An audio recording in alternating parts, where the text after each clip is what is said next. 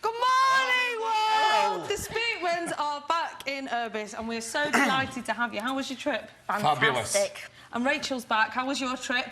Fabulous. Oh, my God, we're all just feeling fabulous. We're going to quickly have a look so we don't ruin how Rachel's feeling, because you were terrified of flying when you last spoke to the Speakmans.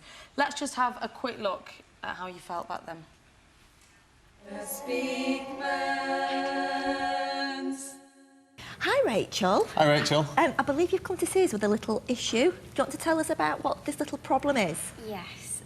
I wouldn't say it's a proper phobia because it doesn't stop me from doing it, but I'm scared of flying, and each year I go away, it gets a little bit worse. This year, I've booked myself to go to Australia, Wow. and I've kept myself up at night worrying about the flight. I'm doing 8 flights in total, doing a bit of a tour, and I'm just really scared. When do you go on holiday? It's 23rd of July. So you're actually going on holiday in about, what, 3 weeks? 2 weeks. 2 And how weeks. long have you been worrying about it now? It's been booked because I've had to save. It's been about 8 months. So you...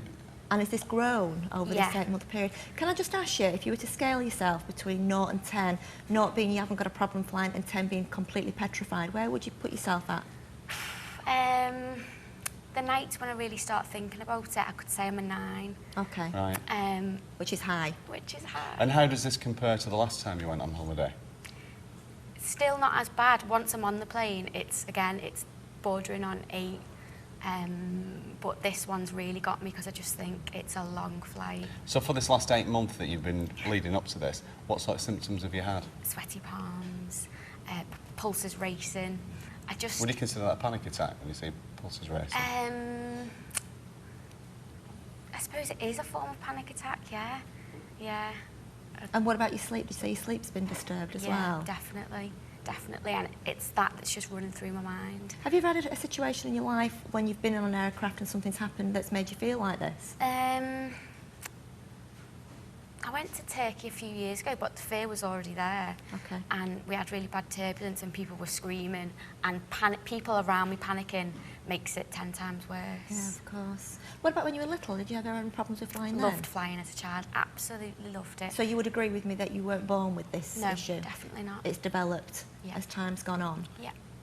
Well, what do you know what the turning point is? Because obviously you liked it flying as a child, and then all of a sudden you're going downhill as such. I think it sounds silly, but my first flight without my parents, I think it started. Okay. About 17, and then every other flight after that. Sounds silly, but I think that's No, what it's not silly. I mean, that's how the mind works. I mean, the silliest thing can go into your subconscious and then it starts running wild. And as you will find, that as time goes on, the worse. If we didn't treat you today, it would get worse and worse until you got to the point, because we've had clients who just cannot get on a plane. That would really frighten me because I enjoy my holidays and I like going away, but it's getting to the point where I don't want to get on the plane. OK, well, just to conclude, before we actually get started working with you, you're on a 9. Where do you want to be when we've finished with you today? I'd love to be on a 0. A 0. OK, We can well, let's do that. Let's go for it. Fantastic, thank you. The Speakmans. How was it watching that for you? Weird. Not weird. I remember the feeling, and that's exactly how I felt, but, yeah. So this time, you got to Manchester Airport. Talk us through actually getting on the flight then to Australia. Literally, I had my 3 weeks to wait, and I was really excited. That's all I could think. I was excited. Luckily, I'd replaced that, oh, I'm dreading it, with pure, I'm going to Australia, what I'm worried about. Once in a lifetime thing. Yeah, totally. Sat on the plane, and I almost felt like the feeling should be there. Like it was literally missing the part that Which I I think be we feeling mentioned to you that was missing. Is that quite common? It is, yeah, because you're kind of waiting, thinking, well, I know something's due to happen about now. And you do wait for it, and it doesn't. And then I think you probably forgot about that feeling after a little while, didn't you?